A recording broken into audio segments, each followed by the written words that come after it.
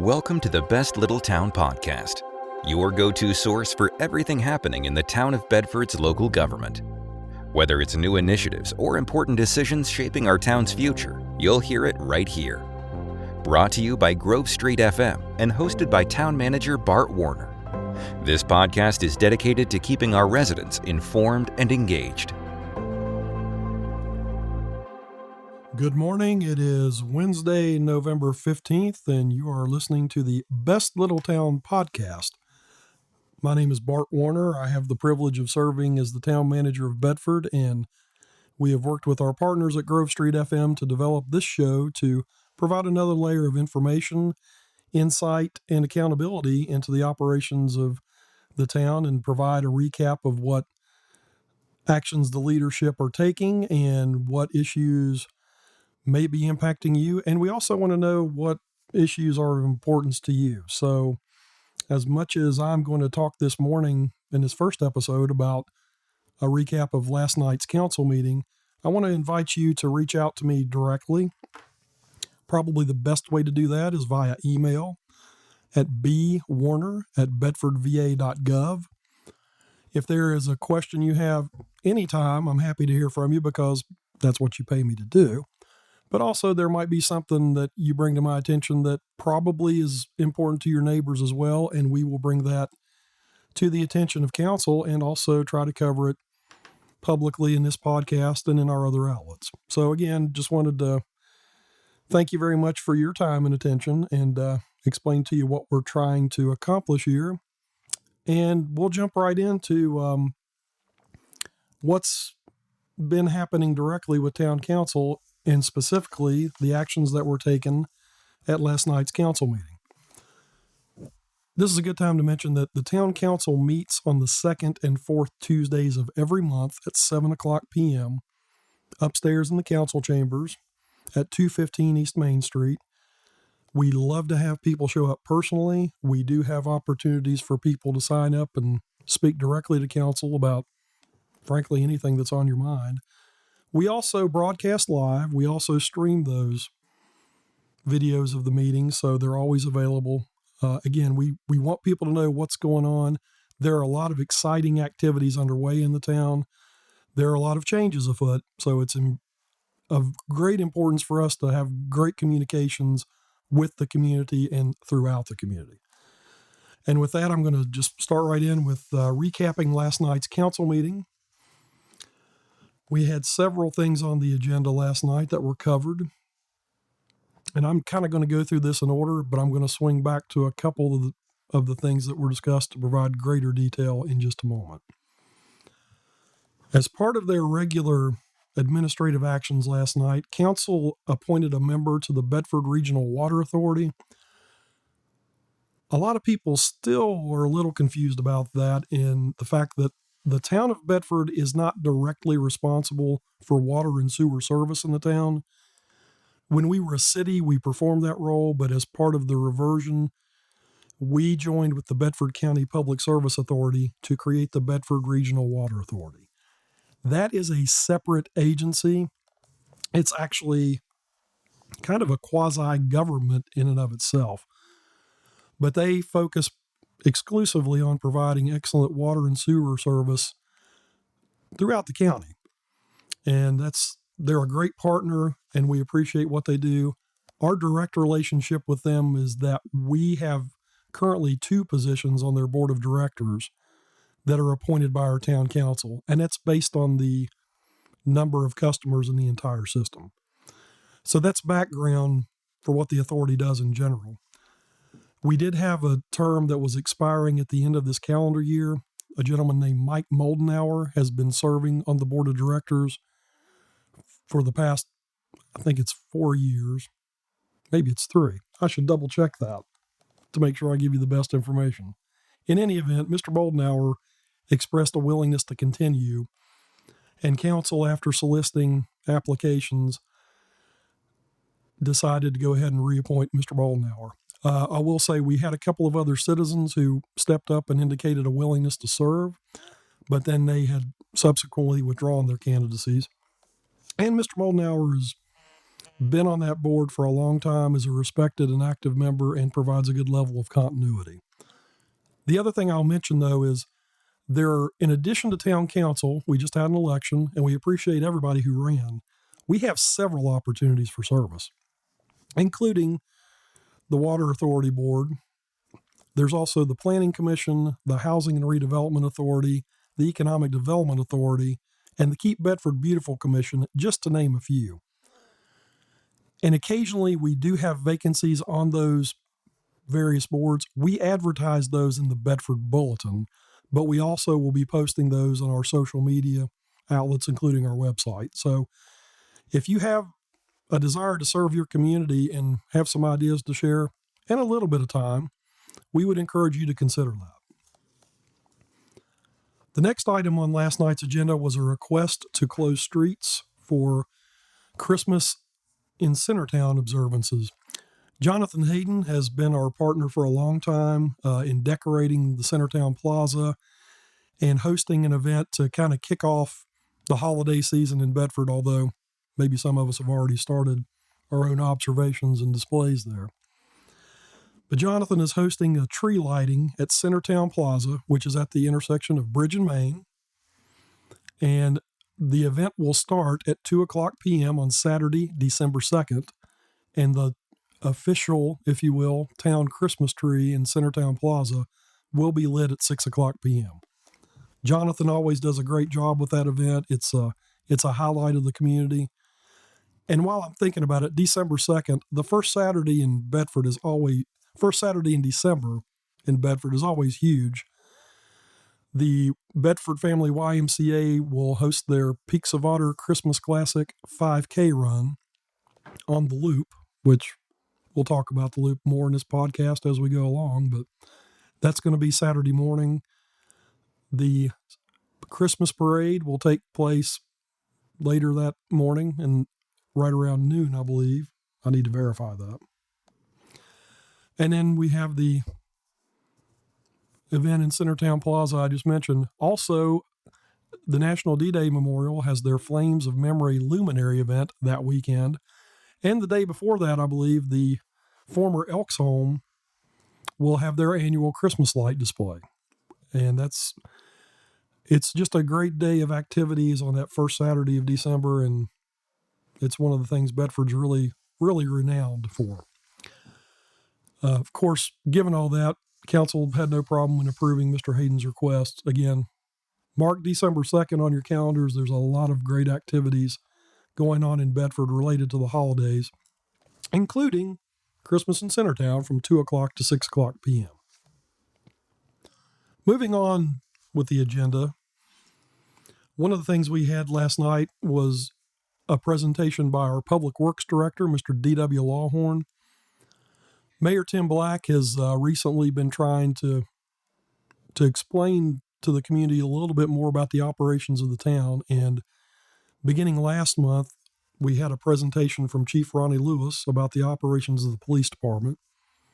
At the second meeting in October, John Wagner came and talked to us about the electric department. And last night, D.W. Lawhorn joined us for the Public Works presentation. And I would invite everybody to go back the videos I've referenced of those meetings in October to see the information that my other colleagues presented.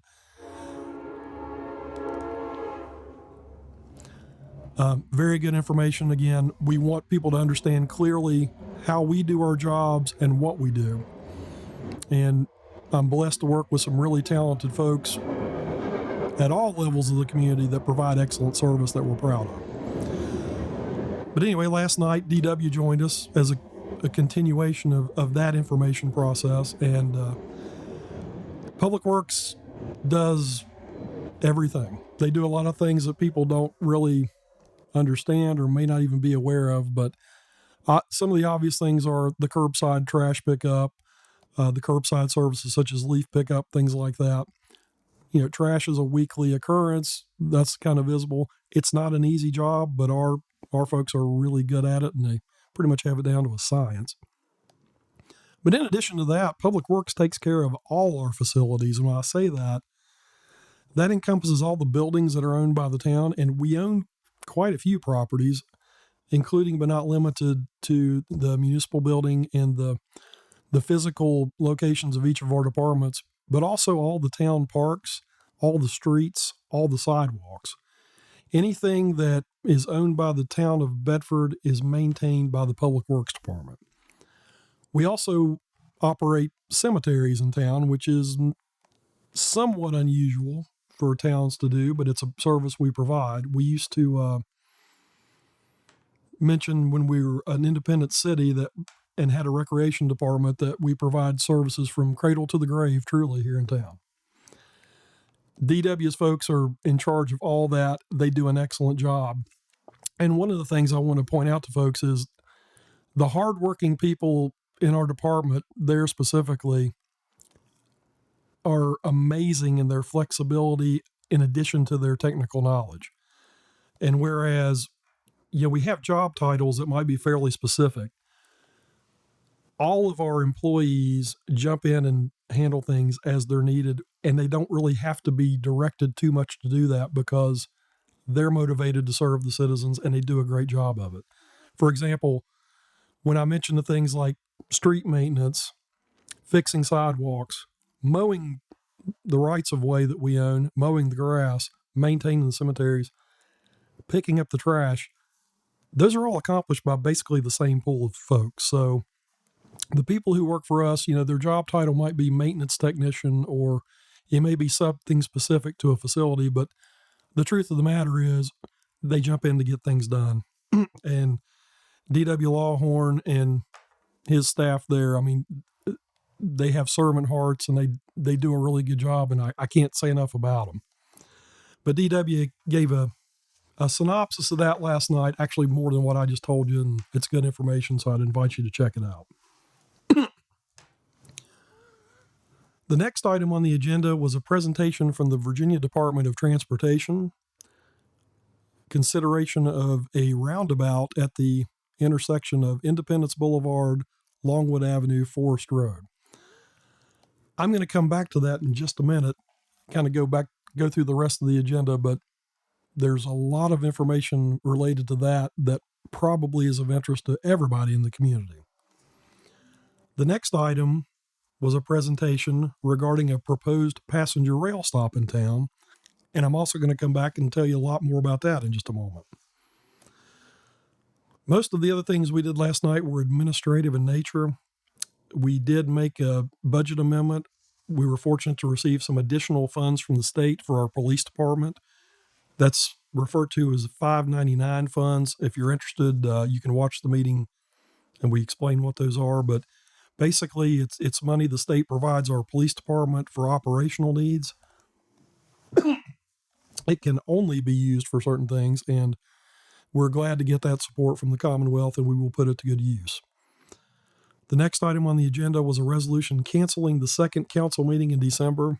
I mentioned that we meet the second and fourth Tuesdays of every month. It's not unusual for council to cancel that second meeting in December as it falls between the Christmas and New Year's holidays. And we appreciate the service that council members provide, but they're also human beings, and we don't mind them giving themselves one night off every now and again.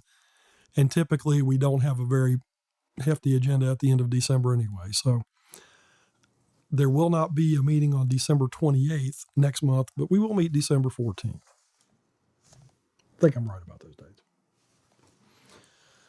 A couple of other administrative things related to a request from the National D-Day Memorial related to work that they are planning to conduct on their site.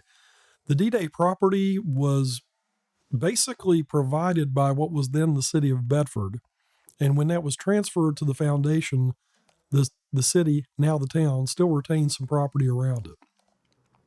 Occasionally, the activities at the memorial kind of butt up against our property line, and they were requesting permission to be present on our property to construct an exciting capital project that they have in mind. There will be some more details forthcoming on that because we are the government. Some of our processes are a little bureaucratic, and turns out we may have to take some more separate action on that. The last item considered last night was a resolution in support of the Virginia 250 Commission.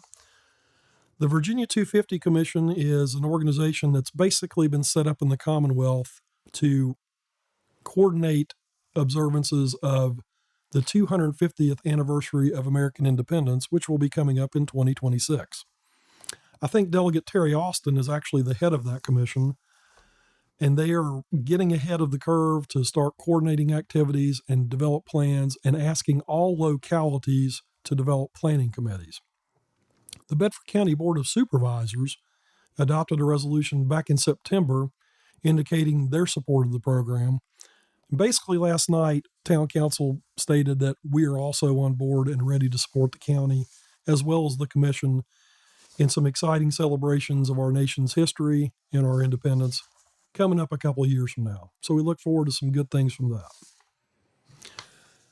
So let me get back to the roundabout. Some folks in the community might be aware of the situation that exists at what we call the Forks intersection. And I'm calling it that because it's the location of Forks Country Restaurant, which they're not given commercial consideration, but I'll tell you, if you haven't eaten at the Forks, you need to try it. It's really good cooking. But that intersection, for folks who are familiar with it in town, or maybe folks who aren't, is pretty complicated. It's better to look on a map, but it's the intersection of 122 and 221, and it's always fun to try to keep those numbered routes separate and not confused, and I struggle to do that myself. But there is a lot of activity that takes place at that intersection. Coming from town, Longwood Avenue eastbound leads out of town. Coming from the Forest area, Forest Road comes into town. That's Route 221. Coming from the south is Independence Boulevard, which is Route 122. And coming from the north is Big Island Highway, which is the northern portion of 122. Near that intersection are the Shell gas station, which conducts a great deal of business. Advanced Auto is near there. Of course, I mentioned the Forks restaurants right there. Food Line Shopping Center is pretty close there. And then also, I mentioned Big Island Highway is the route on which Liberty High School is located, as well as Liberty Middle School.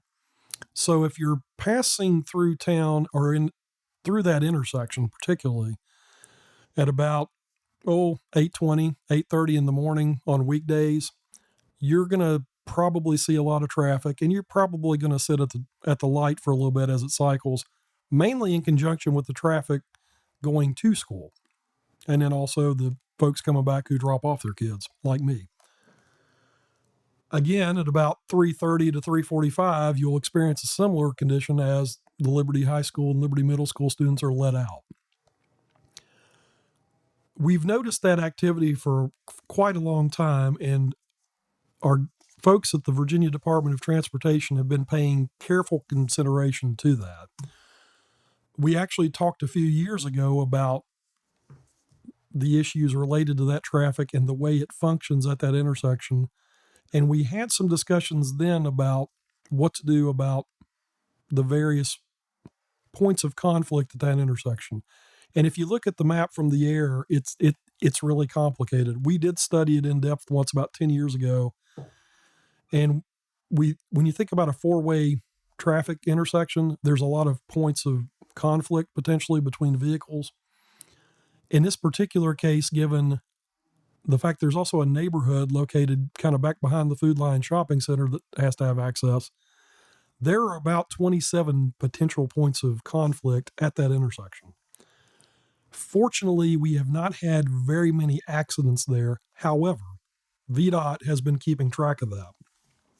And last night, Todd Daniel, who is our resident engineer here in Bedford, gave a presentation on their findings. And he indicated that as fortunate as we have been in that we haven't had any fatal accidents at that intersection, we are seeing an uptick in conflicts there, and there have been several accidents, some of which have included personal injury. So that's got their attention, and they're looking at possible ways to address the existing situation and also looking forward at future impacts. One of the common themes I'm going to talk to you about for as long as we put this podcast out is that Bedford is growing. Change is with us. We've been talking for years about the fact that it's coming. It's here. We have numerous projects coming out of the ground. There are numerous projects by developers being talked about that will be forthcoming.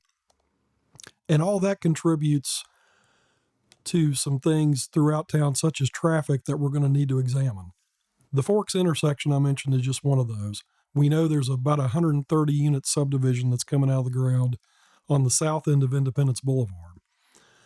We know that there are more people moving into our community.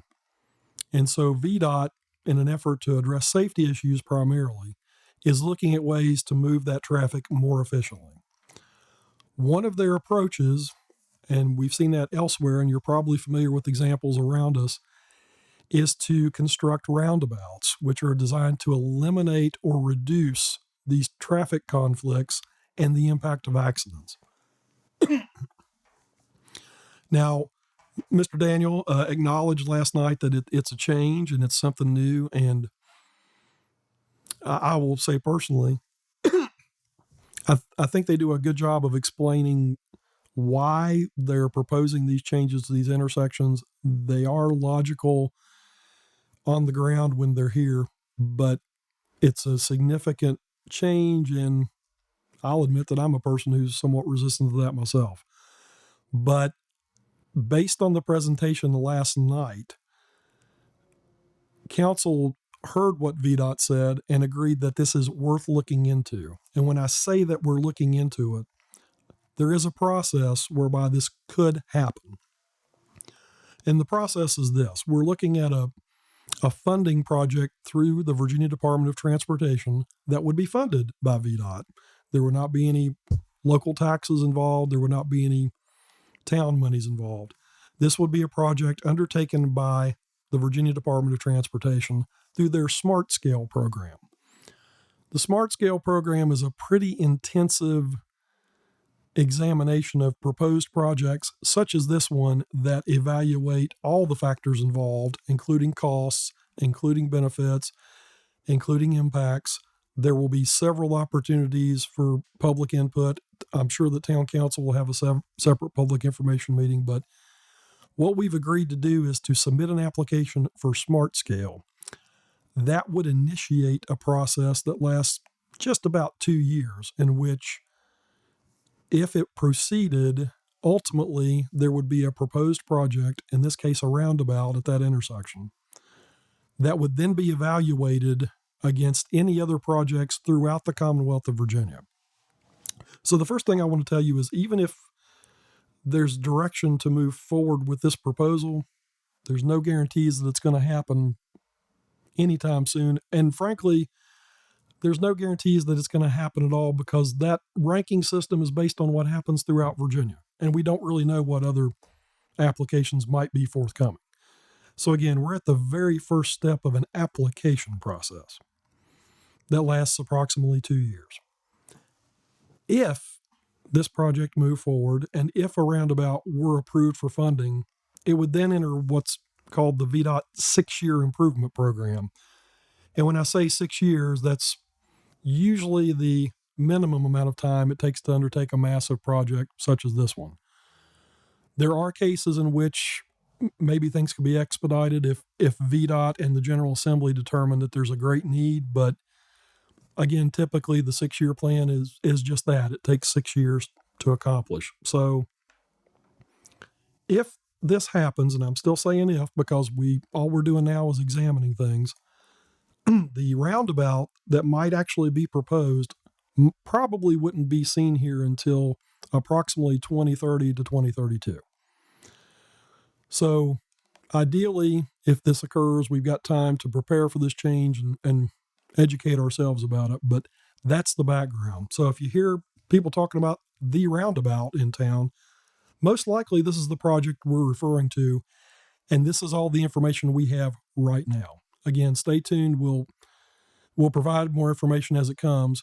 What council did last night was approve staff to work with VDOT to develop an application. That application will be submitted in March of next year, and then we'll start accumulating a lot of data, soliciting a lot of information, and developing a plan that will then be considered. But that's the straight skinny on the Forks intersection and the roundabout there. Again, Mr. Daniel came last night. I'm going to refer to the video of the meeting. There was really good information captured that I would ask you to look at if you're interested in. The next transportation-related issue that's kind of had some buzz around town is the possibility of locating a passenger rail station within the town limits of Bedford. Recently, Amtrak in the last few years extended its service from Lynchburg to Roanoke, and that's been a pretty successful thing for Amtrak. When that first happened, let me back up a bit. The discussion of passenger rail has been ongoing for as long as I've been employed by the town of Bedford, and I came here in 2000. Folks who grew up here probably remember that we had passenger rail service here right up until about 1970 or 71, and then it was discontinued. Within the last 20 years, there's been greater interest in that, and it's become viewed as a more efficient way of intercity travel. And the fact that we happen to be along a major rail track put Bedford in the conversation. When I first came here in 2000, there was an idea called the Trans-Dominion Express, which was primarily developed through the State Department of Transportation to extend rail service throughout the Commonwealth in all corners. And I'm talking about really from Bristol down on the Tennessee line all the way to Northern Virginia.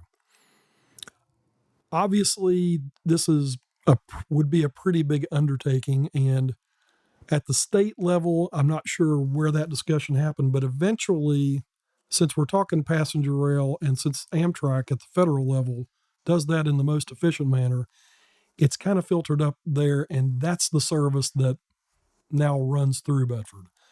At certain times of day, you'll see the silver Amtrak trains pass through. In order for any locality to be considered for a stop, it has to make business sense. And Amtrak is a publicly funded agency, but they also need to cover their costs. And so one of the things is these decisions can't be purely emotional. They can't be purely political.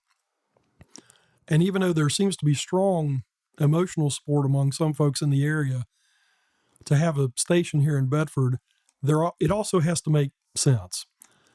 And so for about the past 10 years, there's been a grassroots group known as the Bedford Franklin Regional Rail Initiative, comprised of people who are enthusiastic about the idea,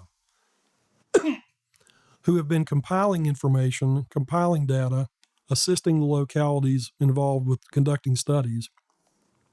And basically, as a result, at this point, staff at the Department of Rail and Public Transportation, that's at the state level, have determined that Bedford meets the metrics that make sense for Amtrak. So based on that, we're doing some more planning and we're starting some discussions. Last night, Mary Zirkle, who is our Director of Planning and Community Development, gave a presentation of information we'd received from DRPT about what would be involved in placing a passenger rail station in Bedford. There is some specific information that we shared last night about where it might be located. And after a lot of discussion over the years, including negotiations with Norfolk Southern, who own the rails themselves, it's been determined that the most likely place for a passenger rail station is going to be in the area on the other side of the tracks from the Bedford County recreation fields in the middle of town. The station would not be a full staffed caretaker station. It probably would be more of a platform with a small parking facility and possibly a kiosk where you'd get your ticket. But that would be accessed from Macon Street, which is just off of 4th Street, right in the middle of the town of Bedford.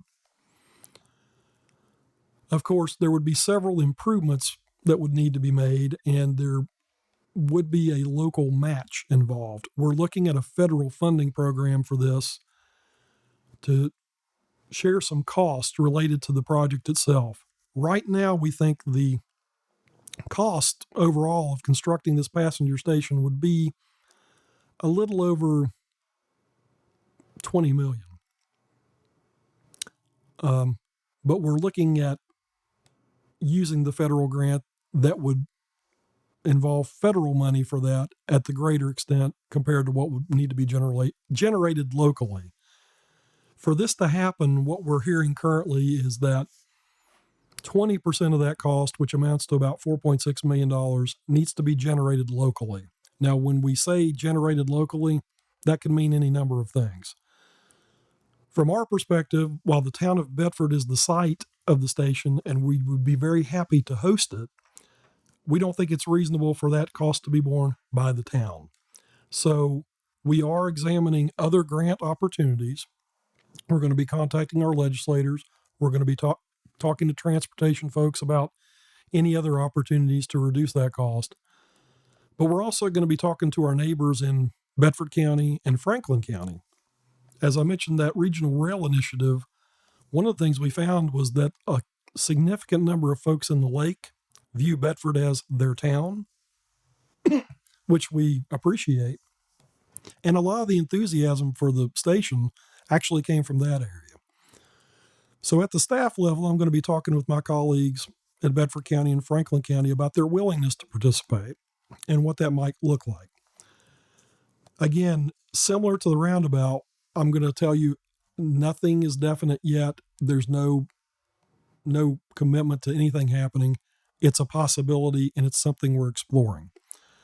Time-wise, I don't really have a projection on when this might happen. The first thing we need to do is figure out what the plans look like, how much they cost, and how that would be paid for. If we figure that out, we still have to get authorization from the appropriate state and federal authorities. But for anyone who's interested in the passenger rail station issue, that's actually got some legs to it, and it's been a long process. I will say it's very possible at this point. We just don't know when. And frankly, we still don't know if. So that kind of covers everything that council talked about last night. And I did think these two particular projects might be of interest to those of you who are listening and want to provide those details. I will be back in a couple of weeks. Council meets again on December the 28th. I'm sorry. I'll be back in a couple of weeks. Council meets on November the 28th. And the following Wednesday, I'll be back to provide you a recap, and I'll also look forward to providing information in an expanded way about other issues that I think you might be interested in.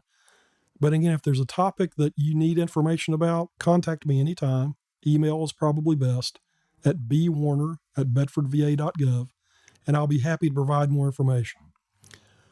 Again, council meets the second and fourth Tuesdays of every month, unless they don't. So the next meeting dates are November 28th, December 12th. We will not be meeting December 26th, but we'll pick back up in the regular schedule in January. We hope to see you personally at our meetings, but if you can't attend personally, please log in, check out the videos, go back and look at the old videos. Feel free to contact us anytime. We're happy to get your input. We're excited about the things that are going on in the community. We also have some challenges, though, and we really need your input and your help for some of the heavy lifting there. Again, my name's Bart Warner. I serve as your town manager, and I'm happy to do anything I can to help this place out because personally, I'm happy to be here. I think Bedford's a great community. I think its best days are ahead of it, and I look forward to working with everybody to advance the world's best little town.